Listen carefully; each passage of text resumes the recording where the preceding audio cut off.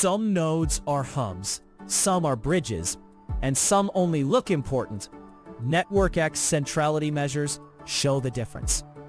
This is the pattern you'll be able to implement by the end, which maps centrality scores and picks the most connected node.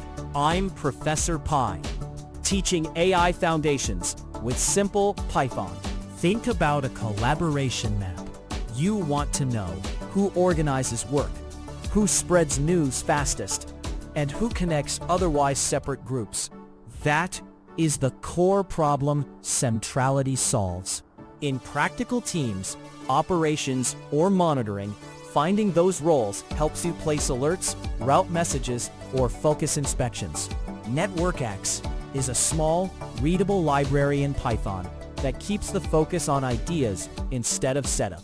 It works well for toy data, classroom demos, and exploratory analysis before you scale. Centrality scores give each node a number that answers a particular question about importance. Degree centrality is just direct contacts. Closeness rewards nodes that can reach everyone quickly. Betweenness finds the nodes that sit on many shortest paths. Picture two committees connected by one liaison. That person might not have many direct links, but can still control traffic. Each metric highlights a different kind of influence. We'll do this in steps. First, we build a tiny collaboration graph and look for immediate hubs using degree. Then we'll check who reaches everyone quickest with closeness and who brokers traffic with betweenness. After that, we'll add travel costs and recompute weighted closeness. Finally, we'll blend the scores into one simple recommendation you can use to pick a monitoring target. Small, concrete, and easy to follow. Quick note, this code is designed to teach the core idea clearly. Library versions and local setups can vary, so check the official docs if your setup behaves differently. Now we start by creating the toy graph and measuring raw degree so we can see immediate hubs. This snippet builds a toy collaboration network in NetworkX and spots the most connected participant via degree centrality. The graph G uses add edges from to join two dense groups and taxon helpers G and H to node A, which simulates a busy hub. The function nx degree centrality normalizes plain degree counts by n-1, so every node's value sits between 0 and 1. Calling max on that dictionary quickly extracts the label with the largest share of connections and stores it in hub for later reuse. The print shows A at 0.57, marking it as the immediate structural hub everyone touches first. We just confirmed who has the most direct contacts. Next, let's ask which node can actually reach the rest of the network the fastest. This example keeps the same graph, but analyzes reachability with NetworkX's nx.closeness centrality. The dictionary CC holds each node's reciprocal average distance, so lower travel sums push scores toward 1, while isolated leaves drag them down. Taking max highlights the actor that can contact everyone else the fastest. Here, node C, which bridges the two communities. Average closeness folds the whole distribution into a simple benchmark, letting you judge how far the winner rises above the pack. The output confirms C's 0.64 closeness compared with a 0.48 average, showing why it outpaces the rest, even though it is not the highest degree node. Degree and closeness give different perspectives. Now, we want to find the nodes that actually sit on many shortest paths. The brokers. This code measures which vertices broker traffic by calling nx betweenness centrality on G.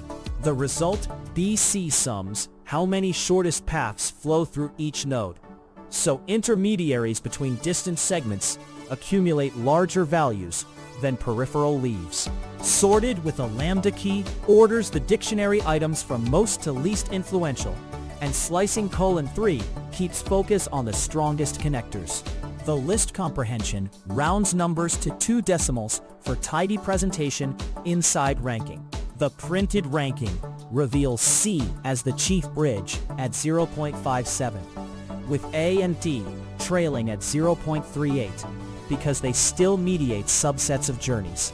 Those bridge scores matter when connections aren't all equal. Let's model slower links and see how closeness reacts.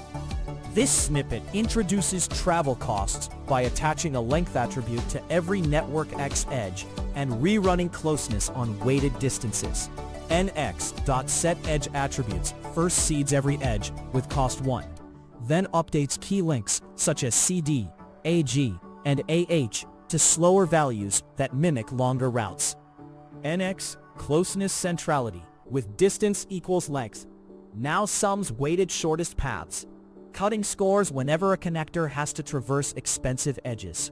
Max again identifies the quickest node under this new assumption, storing it in weighted best for the later summary.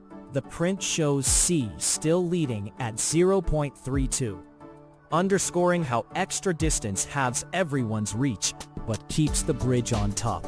We now have degree, unweighted closeness, weighted closeness, and betweenness. Time to combine them into a single, simple priority. This example blends the different centrality views to recommend a single monitoring target. The comprehension combined averages each node's degree, unweighted closeness, weighted closeness, and betweenness, so that hubs, broadcasters, and bridges each contribute equally to the final score. Sorted ranks those aggregate values from largest to smallest, producing an ordered list you can reuse for prioritization or visualization. The print statement reports the best performer and its blended score, leaving the full ordering available in order. The output selects C with an average of 0.49, tying together all prior insights into one actionable focal node. If you move this toy into a real project, treat the example as a template. Replace the small collaboration pairs with your real node list. Add real edge costs from latency or trust, and compute the same scores to guide monitoring or message routing decisions. Recap. Centrality measures assign different notions of importance. Use degree for raw hubs, closeness for fast broadcasters, and betweenness for bridges. One caveat: each measure answers a different question, so blend them only when you need a single prioritized view. Next step: scale this exact pipeline to a larger graph and add timing checks so you measure compute cost and stability as node count grows. If AI Foundations in Python help, subscribe and watch the AI Foundations videos.